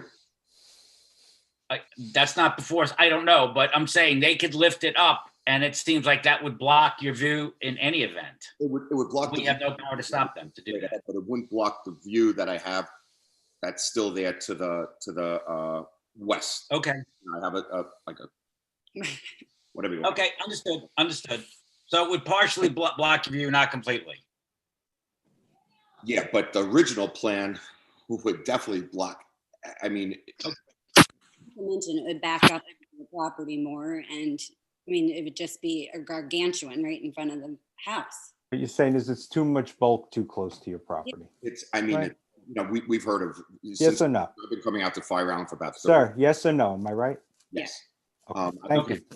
The Fire Island for like about 35 years, and during that time, I've seen variances. I've seen, it took us a long time to find the house that we finally bought, and you know, and like I said before, you know, I invested everything I had in it. So it just means a lot to me. That's why I hired counsel in order to try to protect what I have. I understand your concerns. You're justifiably concerned. Thank you. Anyone further wish to be heard in this application? Mr. Bertolino, I believe you'd like to respond. Yes, Mr. Chairman and members, I'm not looking to be, I'm not looking to make this longer than it needs to be, but we need to be clear here. Ms. Whalen, presents her case, very eloquently, and goes about what the definition of a beach is and the common sense issue of a beach. But the code actually has already looked at this and has already set forth on the 68.59.2 in the AAA-B district, which is known as the Dune district or the overlay to the BAA district. And the boundaries of the Dune district are defined on the south. The southerly equals the mean high tide. To the north, it's 100 feet north of the crest or top of the dune. And in that code sections on the AAB, the code clearly allows a 0.30 FAR. So take common sense into play here for a moment. From the mean high tide, we would all agree that that's the beach, to 100 feet north of the crest of the dune, which we could argue, is it beach, is it dune, is it a berm? But even under those conditions, which is what our parcel is, the code allows building of 0.30. You can call it a beach, you can call it a dune, but in that district, a landowner is entitled as of right to build 0.30 FAR. From the mean high tide to 100 feet north of the dune is what the code says. So whether a surveyor 20 years ago labeled it a beach, or whether we can fight over a beach, a dune, or a berm, the code says I can build there. Look at the code. We're the interpreters of that, Mr. Yeah, Bertolino, no, and I don't believe it's so clear. Yeah, But you're you're pretending making- there's no interpretation. Right. There's no ambiguity, and everything is clearly one-sided. It's not. We get your point, but it's not. Yeah, and There's you've made your point well, but let's not say it's clear and it's not disputed, because it is. Someone's here disputing it, and we have to resolve the dispute. But if the code is defining what that dune district is, it's Mr. giving us the Bertolino, parameters. you've made it clear what you believe the code says. We get to interpret it. That's one of the privileges of being the zoning board. Understood. Okay, so let's leave it at that. Does anyone further wish to be heard in this application? Does the board have any further questions? Mr. Rex, I'll take a motion. I'll make a motion that we reserve decision. Second. All in favor? Do we have any time? Oh, yeah, that's right. We did say that. I believe Mr. Graham and Ms. Whalen. If they want to, right? I just want to make sure that, because I wasn't party to any of the prior communications with the town attorney's office, so that I'd be shared any documents that Mr. Bertolino provides. Okay, all council, Mr. Chairman, may I make the suggestion that all council, all submissions to anyone in the town on this matter, provide it to each other as well. For the record, except to the chairman. Oh, Yeah, that's fine. for the record, I just want to say, Ms. Whalen, the only thing I provided to the council was a copy of the vesting order and the pertinent pages. Actually, I got a copy of an email. All right, we're not going to argue over this now. Wait. I just want to know whatever was provided between the town attorney and Mr. Bertolino should be also shared with Ms. Whalen. Correct, and vice versa. And I just heard Mr. Bertolino say the only thing I sent was a vesting order, and I just heard Ms. Whalen say I have an email. Well, the email had the out attachment of the vesting order. Mr. Bertolino, you gotta hold on. Was there written correspondence between you and the town attorney's office? Yes or no? There was an email with the attachment of the vesting order. I will forward that email to Ms. Wandler. to Miss Whalen. What was in the email? What was in, I mean, now we're learning that there's discussion being had. It's got to be shared, and Well, going forward, shared. maybe, but going forward, maybe but we didn't direct him to do so until just now.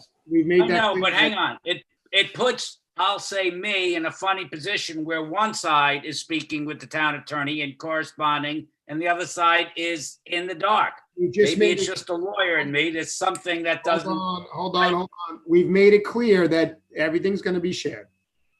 So Well, I'm saying in the future, it's got to be that way. Okay. Mr. Wexler, there was nothing untoward here. I watched the YouTube video.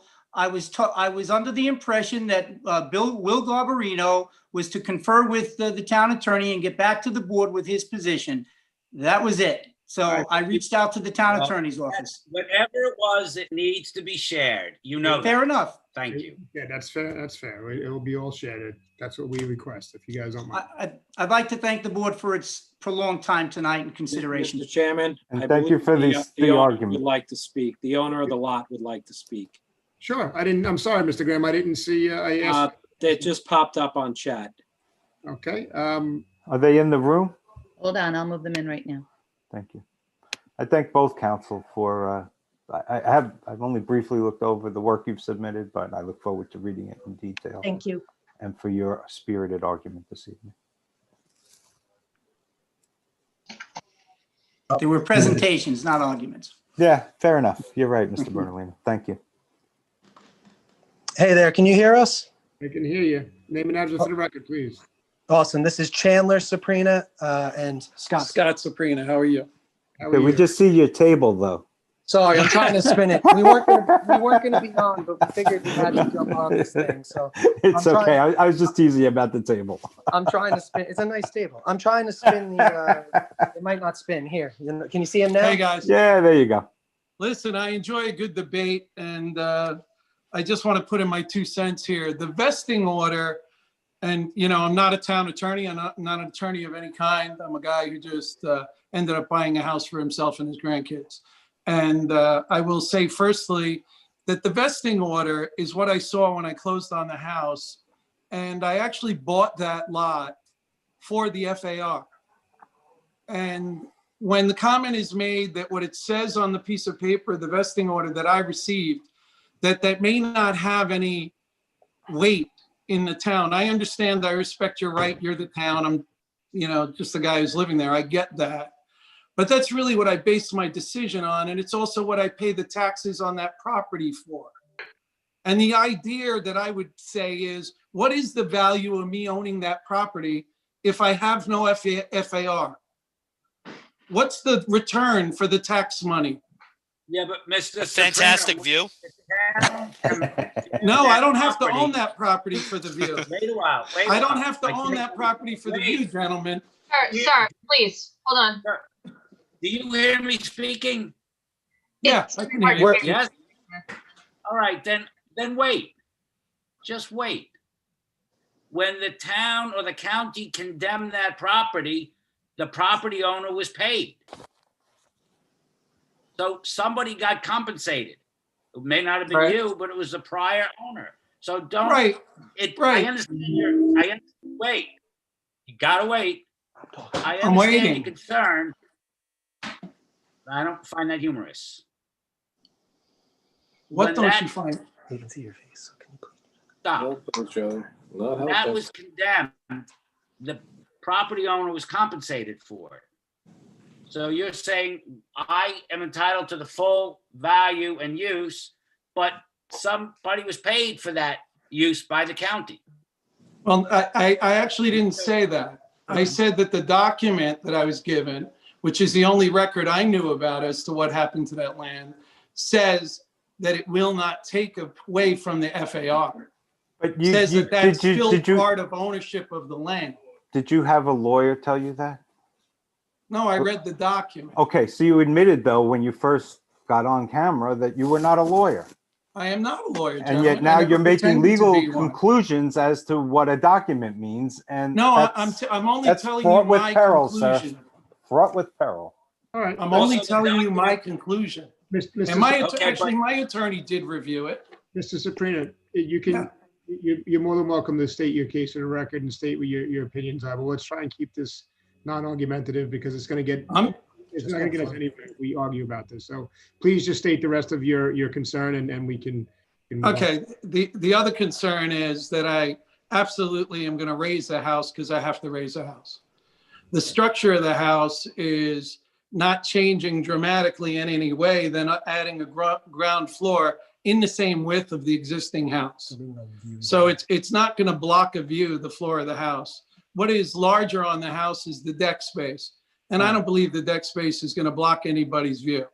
But You're adding a roof deck too, is that right? there already is a roof deck. Okay. There already is a roof Are you expanding it? No, we're not. Okay. No, we're not. What's the square footage going from what to what? Yeah, I wouldn't know, frankly. I apologize. Glenn's Mr. Graham would know. Glenn would know. 28 to 58, that's off. Again, I'd have to crunch some numbers, but it's like we're taking a single-story home and making it two-story, so it's going to be doubled of what it is. Okay, thank you. And that happens all the time. Understood. Mr. Saprina, anything further you'd like to state for the record, sir? No, just that the documents that I got and, you know, the vesting order that I looked at said that it wouldn't affect the things that I could do. That's it. Other than that, you know, you guys have the right to say you can't do it. I get that. We're gonna review it. We're reserving it. We're gonna review. We have 62 days to discuss it. This is a discussion that I think the entire board is looking forward to because it's quite interesting. Indeed. And I can assure you as the chairman that we are going to take our time and we're going to look into the argument or discussion that we've had tonight on both sides.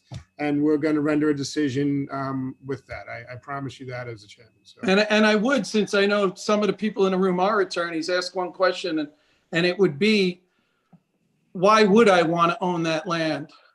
What benefit is there to be taken? We won't speculate as to why you would want to do something, sir. I mean, it's still a buildable lot on the ocean on and we get to ask the questions. So no, that piece of land isn't. But okay, so you guys get the. I appreciate your time. So I know what I get what you're saying, but again, we can't speculate on what someone would want to do with the land. Which is the zoning board. So I promise you, I give you our word that we're going to look into and reserve and discuss this application to its fullest. And I appreciate your time. Fair enough. Thanks, guys. Thank you. Anyone else wish to be heard in this application? Does the board have any further questions? Mr. Chairman, we did talk about leaving time again for that FAR calculation or whatever and response to it, et cetera. Do we still want to do that or? Does the applicant or any How about a week to respond? And just to clarify, which portion of the dune would you want the FAR from? The entire easement area, if you subtract that. Okay. Okay, that was my question anyway. I don't know if anyone else has a different question. No, that was mine. Additionally, Mr. Chairman, I'm suggesting that we get 62 days from the last submission. That was going to be my comment next, Mr. Wexler. I agree. Exactly. All right. Yeah, I read your mind. And I'll provide that number and copy all parties. Thank you. And then the. Ms. Whalen will have a week to respond. That's fine. And then she will copy all parties as well. Yes. And there won't be any response to that. No. Great. All right. Does anyone else wish to be on this application? Board have any further questions? Mr. Wex, I'll take a motion. I'll make a motion again to reserve decision. Second again. Aye. Thank you and good night again. Members. Good evening. Thank you. Next application, number 697-20, Oscar Velasquez Lopez and Angie M. Aravallo. Permission to leave two-story dwelling, have a height of 29.3 feet instead of 28 feet permitted. Residence B District, west side of Bark Avenue, number 230, 100 feet north of Sage Street, Central Islip, New York. Is there anyone here for the applicant. And can you match the last discussion we just had? Could you hear me okay? Yeah. Oh, we lost. Sorry. I think the sand dune got in my way or something. All right. My name is John Gleason, architect, 336 6th Avenue, St. James. I'm representing the owners of this property on Bark Avenue. We filed a final survey, and Lisa McQuilkin's office, the surveyor, has determined that 1.3 feet above the required height of the house. So we're asking the board to grant relief. How'd that happen? You know? It was probably between the builder and the stakeout from the get-go. I would imagine that's what happened. There's a couple of different ways to measure height too, right? So center line, great, yes, correct. Average of different Average markings. of, So correct, yes. okay. Needed from planning. Any objection? No objections. I don't think this will really be that visible of a difference. It's a little over a foot difference, I believe. Right. Yeah, 15 inches. I don't think it'd be a huge impact on the area. So no objections.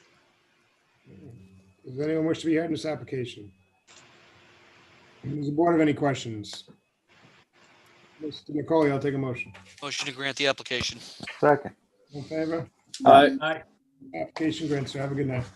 Thank you very much. Next application number 698-20, William and Sandra Romaka, permission to erect a two-story addition, 15.6 feet by 30.1 feet, leaving a side yard of 10.3 feet instead of the required 14 feet, and total side yards of 24.4 feet instead of required 28 feet, to leave a shed having a side yard of 1.4 feet instead of the required 2 feet, and establish an accessory apartment pursuant to isotown code section 68-602, Residence A District, north side of Spruce Avenue, number 427, 455 feet east of the terminus of Spruce Avenue, West Islip, New York. After all of that, is there anyone here for the applicant?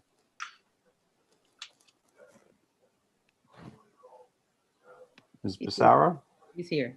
Okay, Let's see. I just asked him to start his video, but sometimes that helps. there you go. Mary, the surveys and the call Yeah. don't seem are to different. equal out. Yeah. One says 9.8 and the other, the call says 10.3. Yeah, and then even the 455 feet east of the terminus. Okay, the applicant appears to have video and audio now. Right. Mr. Alexander Romaka, Romaka here, 427 Spruce Avenue, West Islip, New York. How are you, sir? Okay, fine. Thank you very much for listening to us. Okay, just give us 1 second. So I just have a question regarding the call of the meeting. It doesn't seem to be correct, Mary. Am I seeing something wrong? is it off by a couple of inches, right? No. Serving the plot plan says not, well, the plot plan says 9.8. And the call says 10.3. Yeah. Yeah. Mr. Romaka, there was an architect logged in before. Was that your architect by any chance? Yes, it is. What's your architect's name, sir? Josh and Kelly was the one on call. Okay, thank you. There's one phone number I don't recognize. If that person needs to come in, you'll have to raise your virtual hand so I know that I can move you in.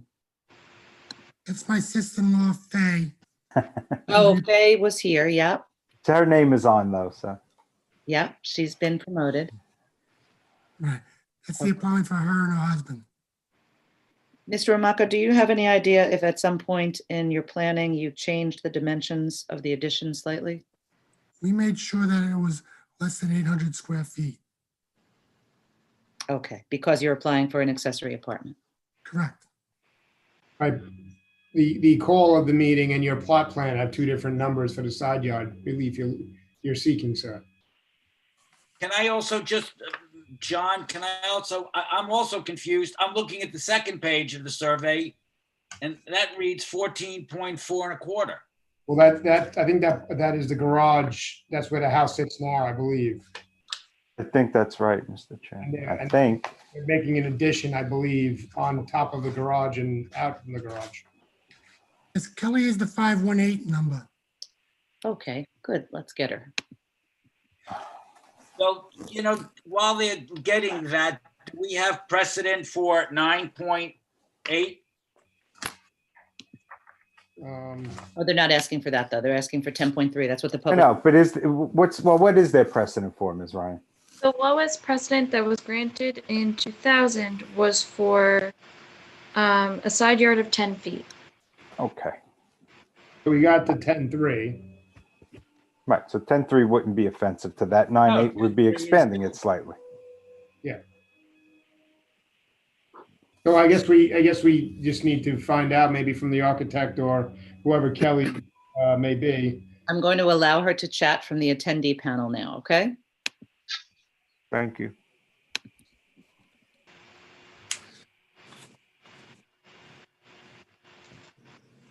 Kelly, you have to unmute yourself. Hello. There you go. Oh, hi. Good evening. How is everyone? Great, thank you. I know it's been a long night. Name and address for the record, please. Kelly Bennett. Address is 1257 Udall Road, Bayshore, New York, 11706. Okay, and you are here on behalf of the applicant? Yes, I filed everything for Mr. and Mrs. Ramaka, and we're handling their plans and applications for them within our office. Okay. So the question that we have is the plot plan has 9'8". The application states 10.3 on the side yard. Yeah, I'm not too sure how that happened, but we're requesting to leave a side yard setback of 10 foot 4 inches. So the 10.3 feet instead of the 14 is the correct number and what we are seeking. Okay. The shed having sided 1.4 instead of 2 is de minimis. We see that a lot. The accessory apartment, the driveway seems to not, is denied. We actually, we picked that up today, the approved driveway review from engineering, and we've submitted the hold harmless. So we do have the report that the driveway does comply. So we did have to repair a piece of the drop curb. Oh, so you're, okay. So is that, I'm looking through the file. I don't see any of that, but I'm assuming that. Well, it wouldn't be there because it was just picked up today and it was not delivered to us. Oh, gotcha. Okay, sorry. That makes sense. A little. Yeah, it's hot off the press, but we do have the review that the driveway does in fact comply. All right, and everything else, what size is the apartment? The apartment's going to be 800 square feet, so all in compliance with the town's accessory code. All righty. Great. All right, so 10.3, Deirdre, you're not, there's precedent for 10 foot in the area, correct? So 10.3 we're good with? Yep, there's a precedent for 10 foot, and then the next one is 10.62. So still ones that are in the area. All right, great. Does anyone wish to be heard in this application? Does the board have any questions? Mr. Wex, I'll take a motion. I'll make a motion that we grant the application and also grant the application to establish an accessory apartment for a period of 3 years. Second. In favor? Aye. Have a great night. Application granted. See you in 3 years. Great. We thank you for your time. Thank you for clarifying that for us. My pleasure.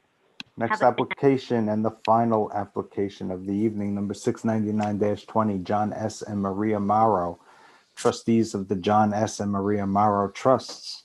Permission to erect a one-story addition 5.8 feet by 21 feet to attach a accessory structure to dwelling, and to erect a second-story addition 20.5 feet by 20.75 feet, leaving a side yard of 6.5 feet instead of the required 14 feet, to erect a two-story addition 15 feet by 20.75 feet. So it says inches here.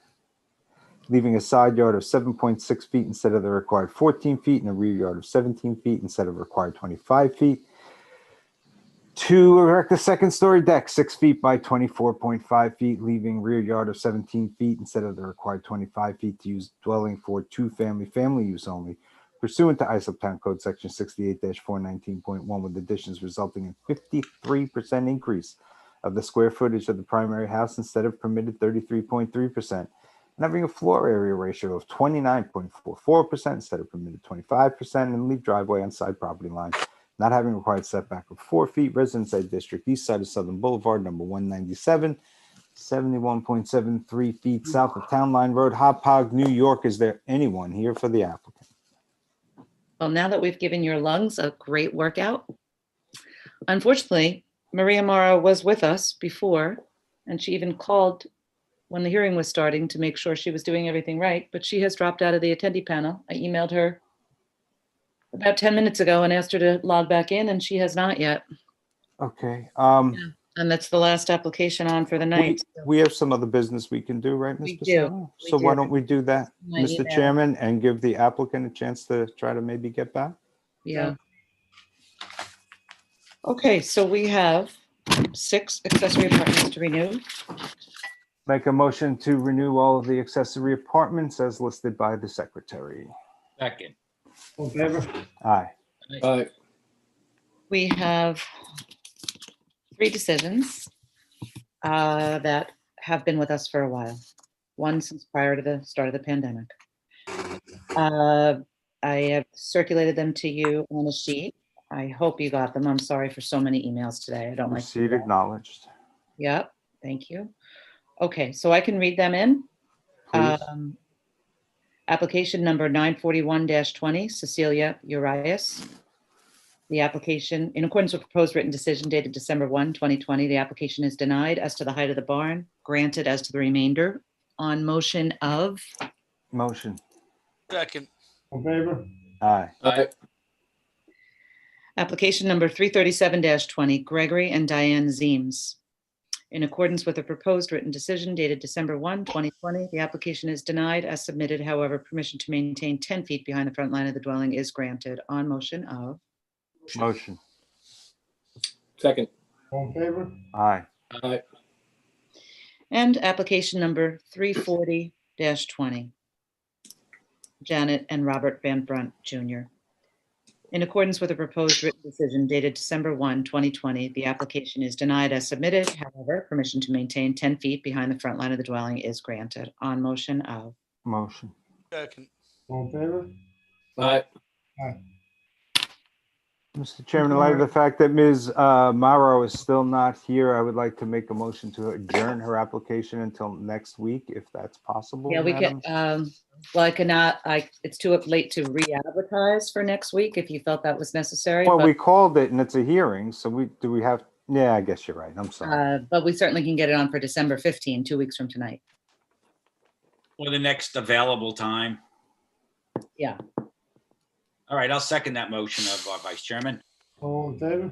Aye. Aye. All right. And with that, unless there's any other business, I would, Mr. Chairman, respectfully make a motion to adjourn the hearing. Second.